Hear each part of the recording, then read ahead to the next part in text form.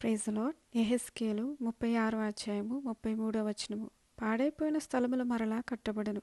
ఇక దేవుని వాక్యం ఏం సెలవిస్తుందంటే, పాడైన మన కుటుంబములను, పాడైన మన జీవితములను దేవుడు మరలా కడతానని చెప్తున్నారండి. పాడైపోయిన భూమిని మరలా ఏదైనా తోట వల్ల దేవుడు చేస్తారంట. పాడైన భూమి ఏంటంటే అందులో నీరు కూడా ఉండదు. సో ఎంతో వేదన, దుఃఖము కలుగుతూ ఉంటుంది.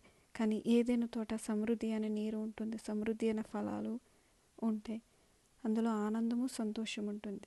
అయితే దేవుడు మనతో సెలవిస్తూ ఉన్నారు, మన జీవితములను బాగు చేస్తానంటున్నారు. మనలో ఉన్న అపవిత్రతను పోగొట్టి మరలా నూతన హృదయాన్ని ఇస్తానని సెలవిస్తూ ఉన్నారు.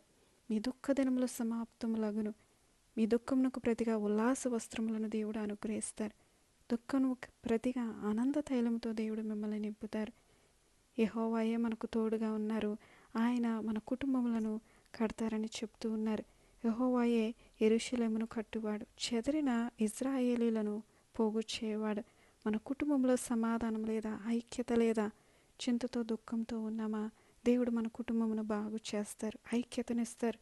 భార్యాభర్తల మధ్య దేవుడు ఐక్యతను కలుగ చేస్తారండి.